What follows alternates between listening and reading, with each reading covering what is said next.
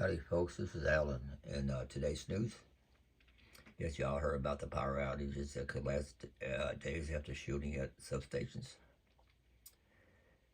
Two power substations in a North Carolina county were damaged by gunfire and what is being investigated as a criminal act causing damage that could take days to repair and leaving tens of thousands of people without electricity, authorities said. Who in the hell wouldn't do something like that? In response to ongoing outages, which began just after 7 p.m. Saturday across Monroe County, officials announced a state of emergency that included a curfew from 9 p.m. Sunday to 5 a.m. Monday. Also, county schools were closed Monday. An attack like this on critical infrastructure is a serious international crime, and I expect state and federal authorities to thoroughly investigate and bring those responsible to justice, Governor Roy Cooper wrote on Twitter. Monroe County Sheriff Ronnie Fields said at a Sunday news conference that authorities have not determined a motivation. He said someone pulled up and opened fire on the substation. The same thing with the other one. No group has stepped up to the knowledge or accept that they're the one that done it, Phil said, adding, "We're looking for all avenues." Yeah, they don't know who done it or why. Could be a protest of high prices, I would guess. That's my guess, though. But we'll see. They'll find out who done it. See what it says here. The sheriff noted that the FBI was working with state investigators to determine who was responsible. He also said it was targeted. It wasn't ransom, he said. Phil said law enforcement is providing security at the substation and for businesses overnight. "We will have folks out there tonight around the clock," Phil said. Roughly 35,400 electric customers in the county were without power on Monday morning, down by several thousand from peak of the outages, according to Power Outage US. With cold temperatures Sunday night, the county also opened a shelter at a sports complex in Carthage. Duke Energy spokesman Jeff Brooks said multiple pieces of equipment were damaged and will have to be replaced. He said while the company is trying to restore power as quickly as possible, he braced customers for the potential of outages lasting days. "We are looking at a pretty sophisticated repair with some fairly large equipment, and so we do want citizens of the town to be prepared that this will be a multi-day restoration for most customers, extending potentially as long as Thursday," Brooks said at a news conference. Yeah, I don't know why they would do something like that. You know, all the other electric companies might be on alert now because of that. Who knows, there may be copycats out there too.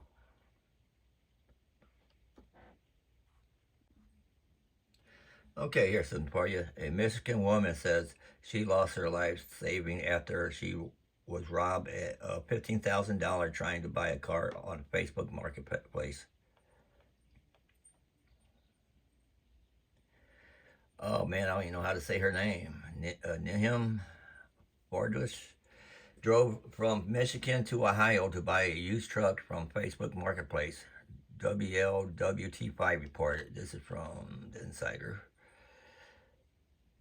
Bordush was held at gunpoint by the seller and was robbed of $15,000, according to the outlet.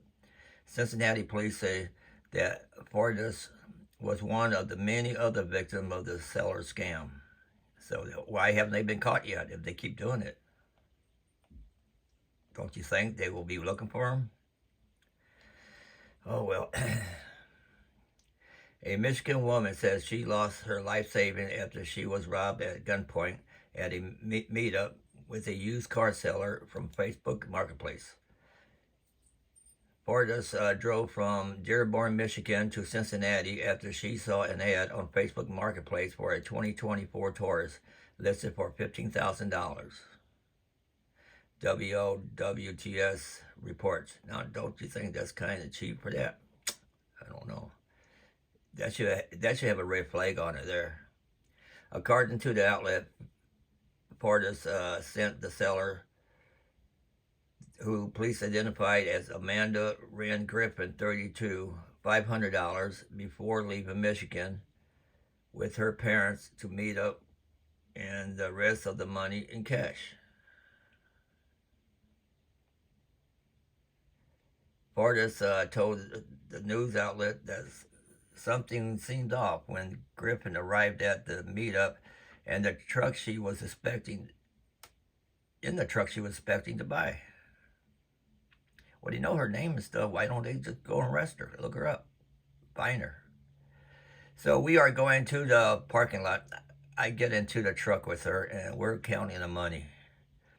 Portis told WLWT5 Griffin, who arrived with her boyfriend, and they separate went to her boyfriend's car. That don't make sense.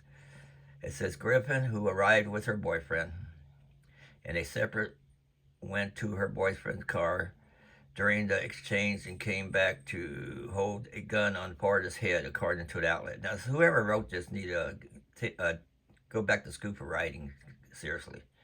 Portis said that Griffin demanded that she exit the truck and then took off with her boyfriend and the cash.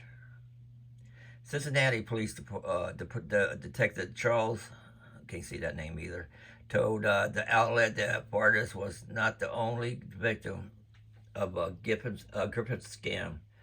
Researching through her Facebook account, I know of at least 6 to 8 others individuals that were victimized. According to the outlet,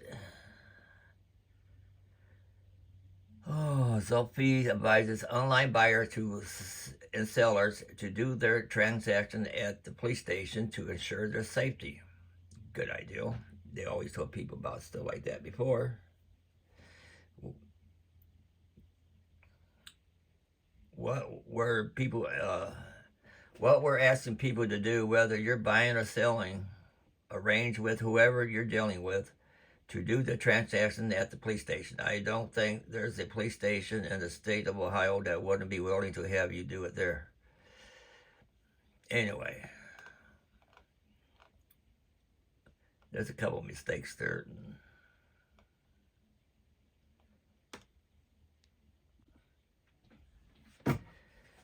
Yeah, I remember back when they had Craigslist, selling stuff and people was getting robbed. Here's some remarks here. Somebody said, meeting someone you don't know with $15,000 cash is probably not the smartest idea, which is not. Another person said, a 2020 Explorer for $15,000. That should have been the first clue. It was a ripoff. Yeah, that's why I said it's a red flag there. Also, if a $15,000 is her life savings, she probably should have bought a $5,000 car. Somebody else said, Facebook Marketplace is Craigslist on steroids. It is. It is. Neither should be given any accreditation. Only crooks, thieves, in A are on Facebook Marketplace. Somebody else said, hold up. So by going through the Facebook account, they know the scenario has happened to at least 6 to 8 other people. How has police or whoever not caught these people after?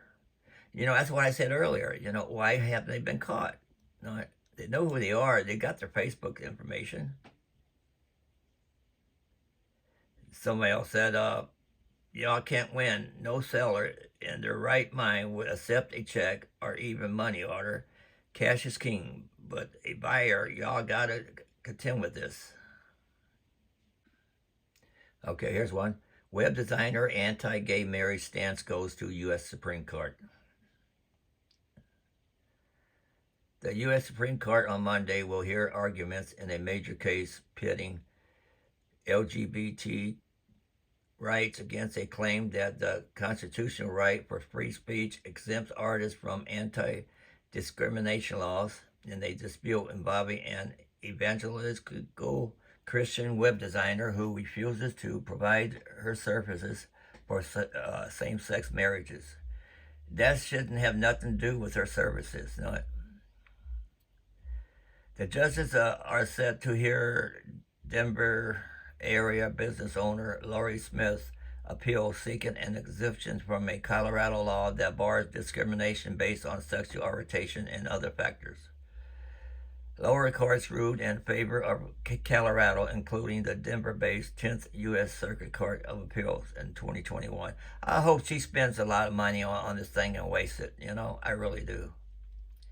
Smith, 38, contends that Colorado's Anti-Discrimination Act violates the right of artists, including web designers, to free speech under the U.S. Constitution First Amendment by forcing them to express messages through their work that they oppose.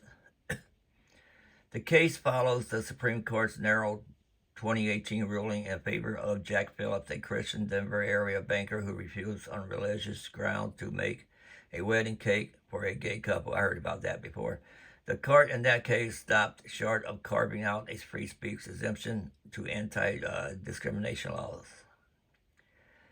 Lake Phillips Smith is represented by attorneys from the Allies Defending Freedom, a conservative religious rights group. The Supreme Court did not take up one aspect of their challenge to Colorado law based on religious right, also protected by the First Amendment, focusing on free speech instead.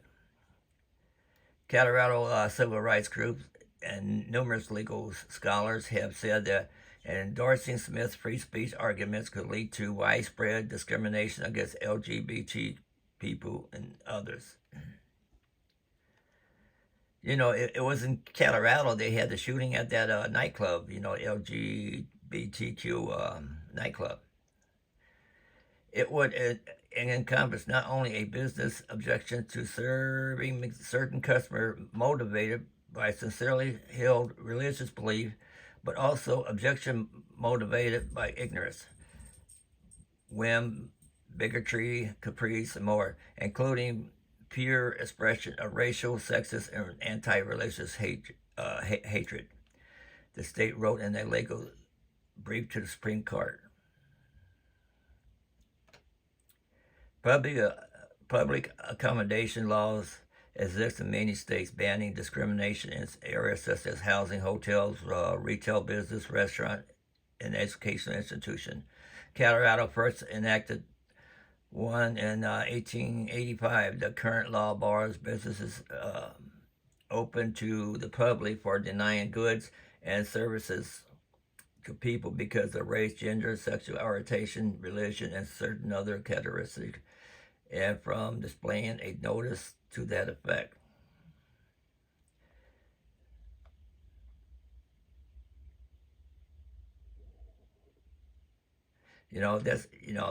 With this broad here, she is a broad, not a female. Anyway, it's like, if I had a business and I say, well, I don't want to do business with any Christians, That falls in the same category as this does. It's all bull crap.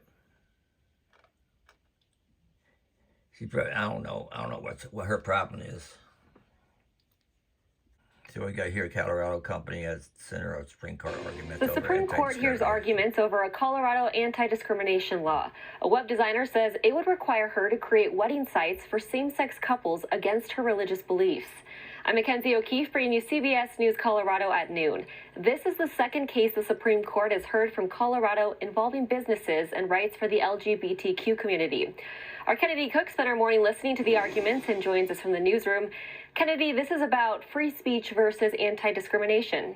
Good afternoon to you, Mackenzie. Now, this morning's oral arguments were certainly an interesting conversation that challenged both free speech and anti-discrimination, and it's not the first of its kind. Nationally, we've seen LGBTQ plus rights be pinned against the First Amendment right to free speech, with bakers, a florist, and now web designer Lori Smith. Now, Smith is a Christian business owner who says her religious beliefs prevent her from creating custom websites for a same-sex wedding.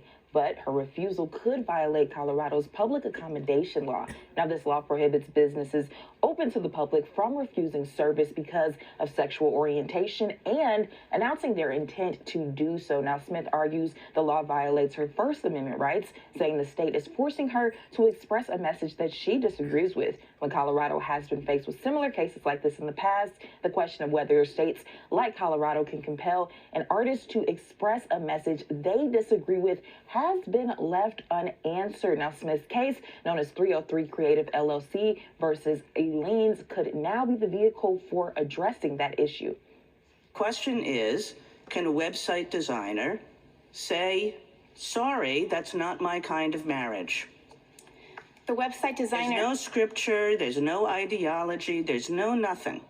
There is ideology, and this court has already recognized that there is ideology and different views on marriage, and the court's promise in Obergefell is to protect those who would believe marriage is between a man and a woman from having to express a view that violates their conscience. But I think... Okay, so I think that if I understand you, you're saying, yes, she can refuse, because there's ideology just in the fact that it's Mike and Harry and there's a picture of these two guys together. That is speech. You are announcing a wedding, and if you believe the wedding to be false, then the government would be compelling you to say something that you otherwise wouldn't say, which makes it content-based. Now, the justices are expected to rule on this case by the end of June, and our Rick Salinger will have reactions to today's arguments on CB. Let me see what this one here is from the Associated Press. Tampa police chief resigned over traffic stop.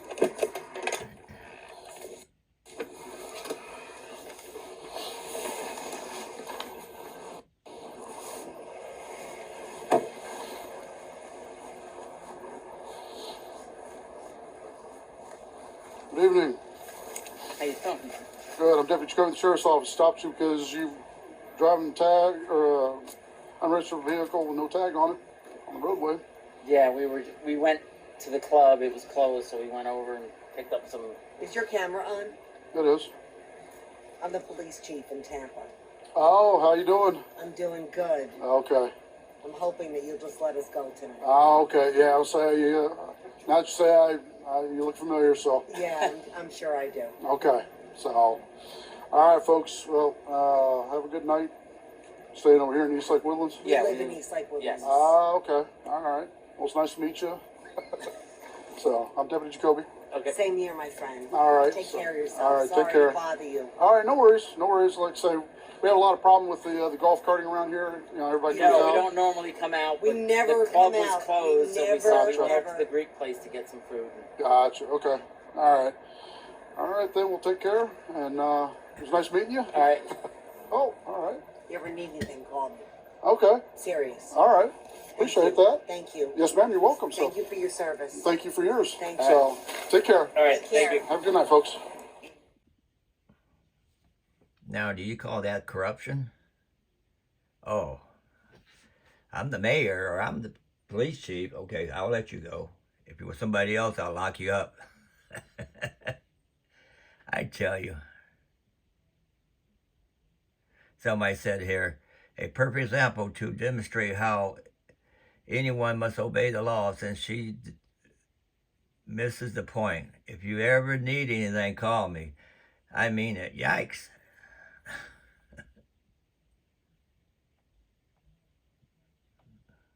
You know, that's like bribery, actually.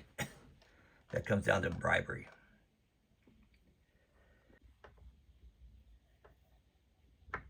If you've been to Los Angeles recently, then you absolutely know that homeless encampments, tents, people sleeping on the street, and human excrement are just ubiquitous throughout the whole city. But fear not, because the LA Homeless Services Authority has a solution. Just a few weeks ago, they put out an official call to stop using the word homeless when describing these individuals, because they claim it's a term which is outdated, dehumanizing, and can lead to othering. And instead, The LA Homeless Services Authority, which by the way has the word homeless in their very name, put out a list of more humane language that should be used, including terms like people who are unhoused, as well as people living outside. Now, it's not exactly clear how this change in language will solve the problem of having over 600,000 homeless people living in Los Angeles, along with the associated drug problems, crime, mental illness, as well as communicable diseases. But at the very least, when you can no longer use the word homeless, well, then very technically, the homeless problem is solved. What do you think of the solution? Is it a great idea? Leave your thoughts in the comments and subscribe for more. Now, listen, they are homeless. You know, look at the word homeless. They don't have a home. Okay, this will be my last newscast for today. This one here is Elon Musk's disturbing message to America. Let's see what that is. Only in America. Right, only in America. I agree, absolutely. The world's richest man has some shocking words for America. Elon Musk has expressed his views on America's military, economy, education system, innovation strategies, and a better immigration policy for international students. Join me in this video as we explore what Elon Musk has to say about America. I remember thinking and saying that America is where great things are possible, more than any other country in the world. It's a little cliche, but it's true. America is the land of opportunity. I told my parents I was going to Canada, and they tried to convince me not to leave. I really wanted to just kind of go where the really exciting breakthroughs were occurring. I didn't even go to class. I called the chairman of the department and said, I'd like to try starting this internet company. It probably won't succeed, and the internet was going to have a big effect on humanity. So I thought, well, I can either work on electric vehicle technology and do my PhD at Stanford and watch the internet get built, or I could put my studies on hold and try to be part of the internet. And at first I tried to get a job at Netscape because that was the only internet company, and they didn't respond to me. So then I was like, okay, if I can't get a job at the only internet company, then I better try starting something. But I talked to my professor and I said, look, I'm going to try starting a company. It's probably not going to succeed. And if it doesn't succeed, can I come back? And he said, sure, no problem. But not a player on the field. So generally, government should, I think, just try to get out of the way and not impede progress. I think there's a general problem, not just in the U.S., but in most countries, where the rules and regulations keep increasing every year. Rules and regulations are immortal. They don't die. There's not a natural... Occasionally you see some law with a sunset provision, but... Did he say rules and regulations are immortal, and when he took over Twitter, he made new rules? Isn't that right? But really, otherwise, the vast majority of rules and regulations live forever. And so if more rules and regulations are applied every year, and it just keeps growing and growing, eventually it takes longer and longer, and it's harder to do things. And there's not really an effective garbage collection system for removing rules and regulations.